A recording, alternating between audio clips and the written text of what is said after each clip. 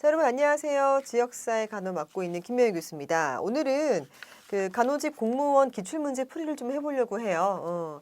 그래서 간호직 공무원 워낙 좀 많이 모집을 하고 또 이제 기출문제가 뭐 그냥 잠깐 사이에 3개가 쌓여 있어요. 그래서 제가 한 회차씩 20문제씩 해서 또 친절하게 풀어드리도록 하겠습니다. 자, 그러면 2019년 서울시 8급 지역사회 간호 기출 해설에 대한 부분이 들어가겠네요.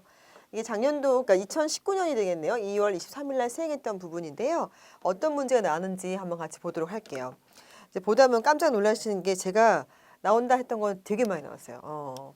자, 1번 문제부터 같이 봅니다. 자, 1번 문제. 우리나라 보건의료 제도에 대한 설명인데요. 가장 어떤 거? 옳지 않은 거예요. 제가 늘 강조하죠. 옳은 걸 찾아라 했는지 옳지 않은 거 찾아라 했는지를 구분해야 된다라고 말씀드렸잖아요. 긴장하면 안 돼서 1번부터 긴장해가지고 이게 뭔가 흔들린다. 그러면 그 다음 문제도 지금 그죠? 어려움이 있습니다. 자, 옳지 않은 거 찾아라 그랬어요. 자, 우리나라 어떤 상황입니까? 다 한국 사람이니까 이거는 사실 공부 안 해도 알 수 있는 거긴 한데 제가 몇 번이나 얘기했던 내용이 나온 거예요. 실질적으로 민간 보건의료 조직이 다수를 차지한다. 실제로 그렇죠. 보건소나 어떤 국가에서 운영하는 시 도립병원들이 많기보다는 기본적으로 우리나라는 의사들이 다 배출된 다음에 개원이가 되죠. 그래서 의원, 병원들을 다 개원해요. 그러다 보니까 민간이 하는 조직이 거의 뭐 90% 이상을 차지하고 있다는 거죠. 그래서 실질적으로 보건소나 어디 아플 때 보건소 가신 적 별로 없잖아요. 있을 수도 있긴 하겠지만 뭐 감기 걸렸어 오늘 어디가 보건소가 이러진 않잖아요.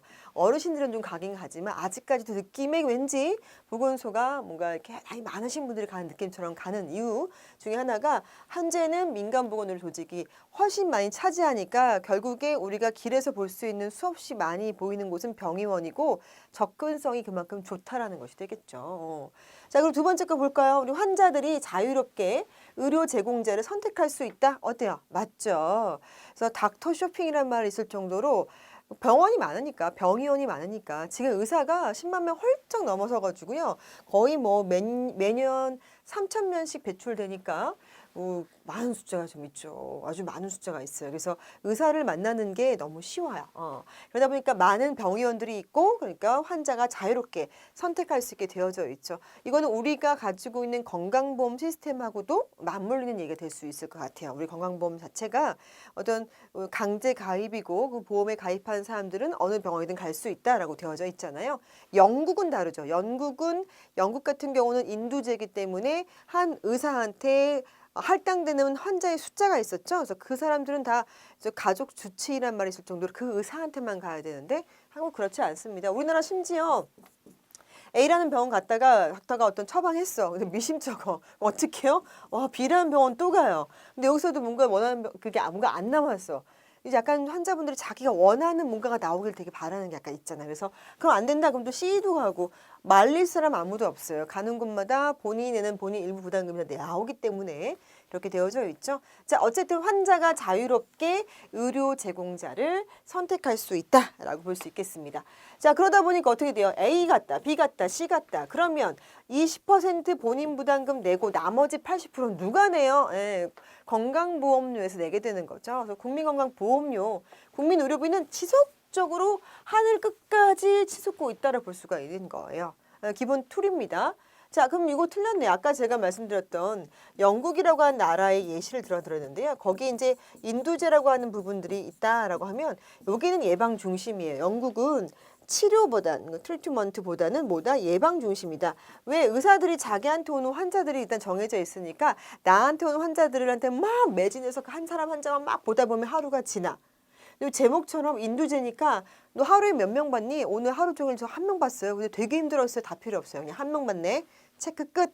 근데 간단한 환자들이 오면 한 명씩 뭐탁 베타딘 발라주고 안녕히 가세요. 여기 모자하고 안녕히 가세요. 해가지고 하루에 그냥 간단한 환자 30명을 봤어요.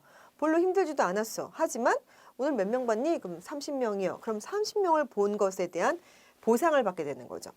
그러니까 어떻게 하겠어요, 의사들이.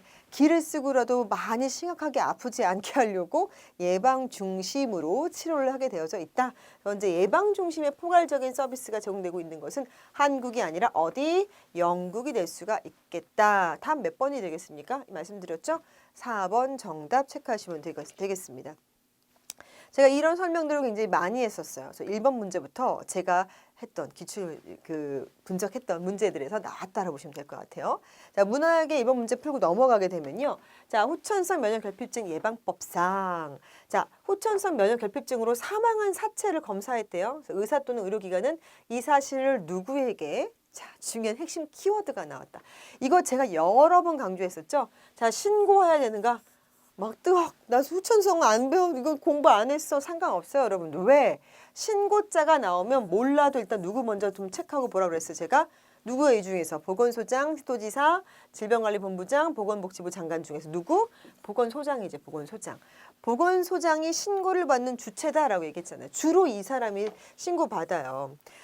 시도지사 같은 경우는 예방접종하고 같이 이제 맞물려서 뭔가를 하는데 신고를 받는 처음에 그 딱 신고받는 그 사람은 거의 다 보건소장이에요. 아닌 경우도 물론 몇 케이스 있습니다만은 그래서요 이게 그 후천성 면역결핍증 자체 감염병이잖아요. 감염병으로 인한 사체 검안 시에 어쨌든 이거 신고하는 그 주체는 누구한테 신고하느냐? 이거는 보건소장한테 신고하게 되어져 있다. 보건소한테 신고한 사람들은 이제 의사도 있고요. 그리고 또 누가 있어요? 의사 밑에는 이제 병원장. 아, 의사 밑에는다. 병원장이 또 의사잖아요. 똑같이. 그 개원이 이거는 종합병원에 있는 사람. 병원장 밑에 있는 그 페이닥터라고 할까요? 페이닥터? 아, 자, 페이닥터 이렇게 쓸까? 페이닥터 같은 이 사람한테 보고하는 거였고 보고받은 병원장이 누구한테 신고한다? 보건소장한테 신고하는 그런 시스템이었고요. 또 한 가지 군의관. 의사인데 군의관으로 지금 복무 중이야. 근데 감염병 환자를 발견하고 또는 사체를 검안했어요. 이런 경우는 어떻게 합니까? 누구한테 보고하죠? 보고하는 주체가 그쵸. 부대장이었지. 부대장. 이 모든 사람들은 다 보건소장에게 신고하게 되어져 있다. 그래서 신고받는 주체는 주로 누가 되겠다? 신고받는 주체는 주로 그렇죠. 보건소장이 되겠다라고 말씀드렸습니다. 정말 많이 강조했던 부분이에요. 그리고 이 그 지역사회 간호학에 등장하는 여러 명의 인물들이 있는데 여기 나오는 인물들이 주로 많이 나오고 이 인물들이 그 중에서도 지역보건법 관련 챕터 앤드 감염병 그 예방 및 관리에 관한 법률 그 챕터에서 좀 많이 나오게 됩니다. 핵심적인 인물이죠. 보건소장. 자, 그렇게 봤습니다. 그다음 3번 문제 풀게요. 우리나라의 노인장기 요양보험에 관한 설명으로 가장 옳은 것은 옳은 내용이 있을 수도 있어요. 근데 그중에 가장 옳은 걸 찾으래요. 아니면 다 틀렸는데 한 개만 옳던가 이렇게 될 수가 있겠죠. 자, 가장 옳은 것은 무엇이냐라고 좀 나와져 있습니다. 자, 볼게요. 국민건강보험 재정에 구속되어 있어서 재정의 효율성을 제고할 수 있다라고 되어져 있는데 국민건강보험 재정은 물론 관리하긴 하지만 별개로 따로 관리됩니다. 그래서 구속되지 않아요. 두 번째, 국민건강보험법에 의거하여 설립된 기존의 국민건강보험공단, 그렇죠? 이 공단에서 관리 운영 기관으로 하고 있다.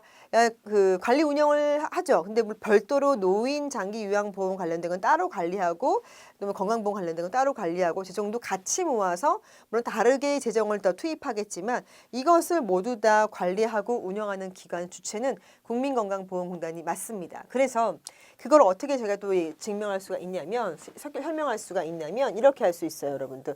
국민건강보험공단 혹시 지로로 내시는 분 있는지 모르겠어요. 지로로 내는 경우는 자기 지로 한 번씩 갖다 보세요. 보면 이렇게 얼마 내시고 국민건강보험금 얼마 나왔습니다 해놓고 요만한 귀퉁이에 지금 딴 데로 옮겼나? 그 귀퉁이에다가 노인장기요양보험도 떼갑니다 라고 써놨어요. 또는 이 칸 안에다가 내가 떼가는 이번에 일만큼 떼갈 건데 이 토탈 비용에는 국민건강보험료 얼마 하고 뭐뭐뭐뭐 넣은 다음에 노인장기요양보험료 얼마도 가져갑니다라는 게 딱 적혀져 있습니다. 그래서 이 같은 금액을 한 번만 내면 거기서 알아서 따로 별도로 그걸 따로 분리해서 이제 운영을 하겠죠. 그렇게 되어져 있다라고 볼 수가 있겠습니다. 자, 그리고 뭐 재원이라고 하는 본인 부담금이 없긴 뭐가 없어요. 지금 방금 낸다고 말씀드렸잖아요. 이런 부분들이 있다는 것이고요. 수급 대상자는 65세 이상 노인 또는 65세 미만 질환자인데 이거 좀 다 필요 없고 6개월 이상 병원에 입원하고 있어야 주는 게 아니라 6개월 동안 그 노인들의 힘들어하는 일상생활 힘든 노인들을 관찰해서 등급을 주죠. 1, 2, 3, 4, 5등급까지 줍니다. 이 3등급에서 5등급 바뀐 지가 조금 되었어요. 그래서 5등급으로 나누어서 주게 되어져 있고 마지막에 준 이 5등급은 치매 노인이었었죠. 그러니까 병원에 입원한 노인이 아니라 뭐다? 6개월 이상 입원한 노인이 아니라 그냥 일상생활하는 노인들을 관찰해서 이 사람은 1급, 이 사람은 3급을 주게 되어서 있다라고 볼 수가 있겠습니다. 자, 그 내용 말씀드렸고요. 자, 그 다음 문제 같이 보도록 할게요. 자, 4번.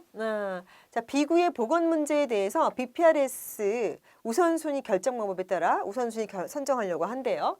1순위로 고려될 수 있는 보건 문제는 무엇이냐라고 했는데, 자, BPRS가 등장합니다. BPRS.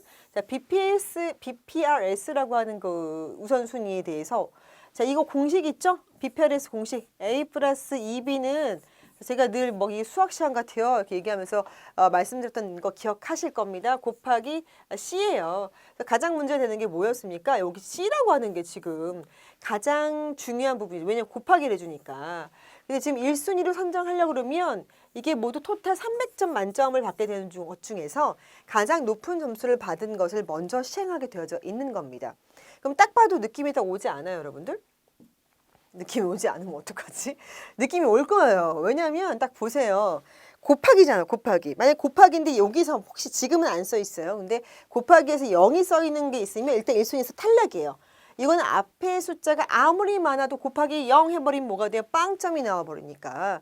근데 지금 여기서는 뭐 0이 안 나와 있어요. 그럼 그 다음 볼 건 뭐냐면 딱 봐도 곱하기 C니까 여기 앞에 숫자가 뭐가 나오든 곱하기 숫자가 크면 클수록 이게 커지겠죠. 그쵸? 저라면은 처음에 딱 2개만 먼저 계산해 볼 것 같아요. 어떤 걸 계산해 보겠냐. 딱 봐도 추정 효과. 여기 또 이건 얘기 안 하면 안 되지. 여기서 나오는 A는 크기고요. B가 심각도, C가 추정 효과입니다. 그래서 보시면 이 추정 효과가 가장 높은 점수 뭐예요? 5점짜리가 하나 있네. 그쵸? 곱하기를 해줄 거니까. 뭘 곱하든 5를 곱하면 일단 많이 나올 것 같죠.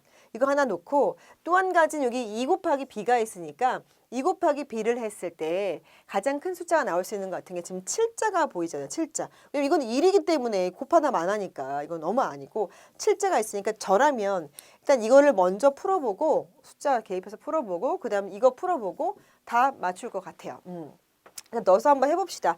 자, 이거 먼저 해볼게요. 자, 3 더하기 6이 10이죠? 2 곱하기 6.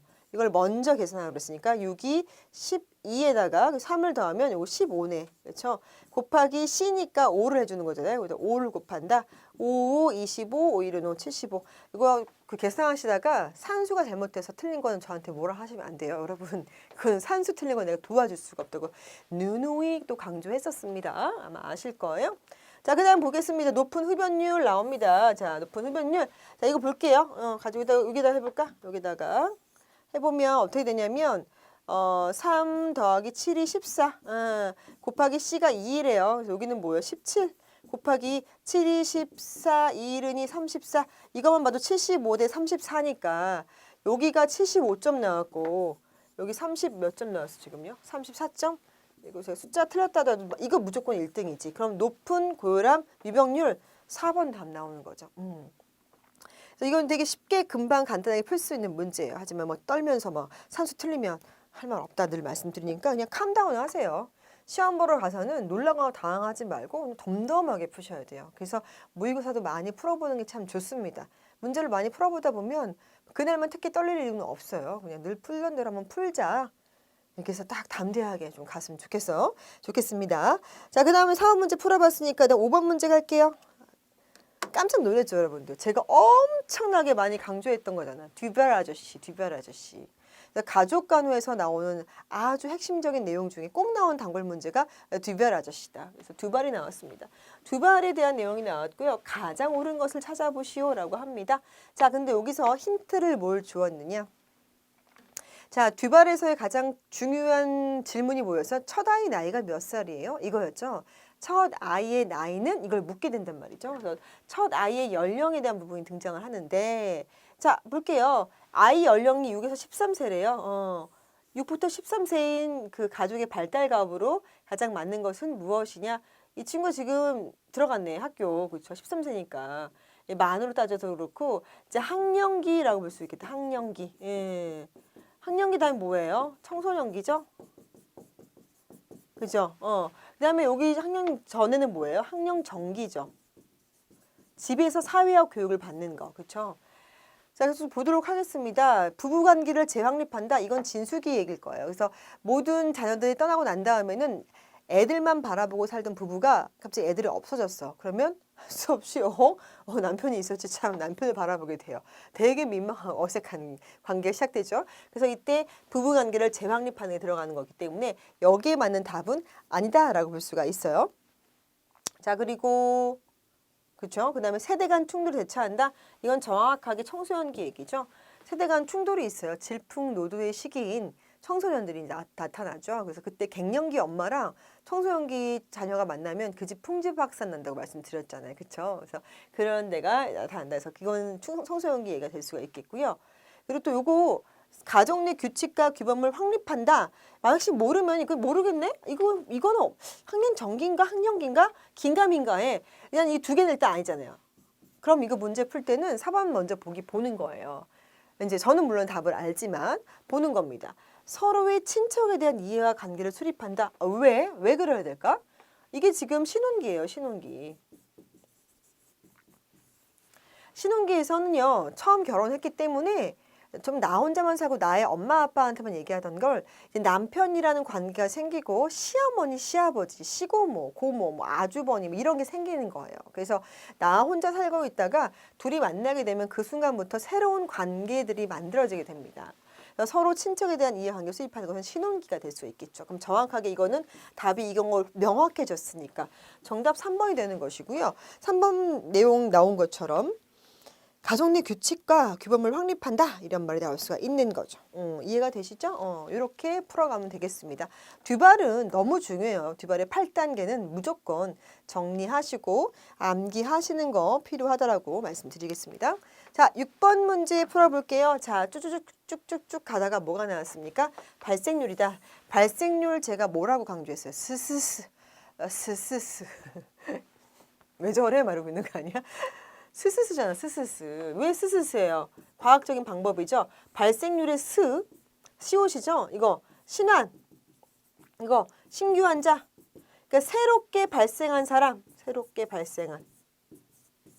스스스예요, 스스스. 그러니까 여기다가는요, 이 공식에다가는 새롭게 발생한 사람만 집어넣어야 되는 거예요. 면역력이 있어도 안 돼. 자, 일단 여기 보니까 신규 환자 몇 명 발생했다. 또 벌써 분자는 나왔네. 40명이 발생했대요. 그런데 이전에 고혈압을 진단받은 환자가 고혈압 환자 40명은 새롭게 발생했지만 200명이 이미 고혈압 환자였어요. 그리고 전체 주민은 100명이었어요. 그럼 1000명에다가 원래 면역이 있거나 이 병에 걸렸던 적이 있는 사람은 빼는 겁니다. 빼야 돼. 이게 분모가 되게 중요했죠. 200명을 빼야 되는 거예요. 그래서 그렇죠. 원래 걸렸던 경험이 있거나 아니면은 그 뭡니까 면역력이 있는 예방접종을 했다든지 이렇게 그게 예방접종했다는 결국 그 주사를 통해서 그 병균과 접촉했다는 소리잖아요. 그래서 그 사람을 빼는 거야. 빼면 뭐가 돼요? 이거 800, 40, 딱딱딱딱딱 4, 2. 그래서 이거 하면 5. 이거 무슨 계산하는 건지 아시겠죠, 여러분들? 뭔지 아시죠? 그래서 50을 찾으셔야 50을. 50이 아니라 5를 찾아, 5.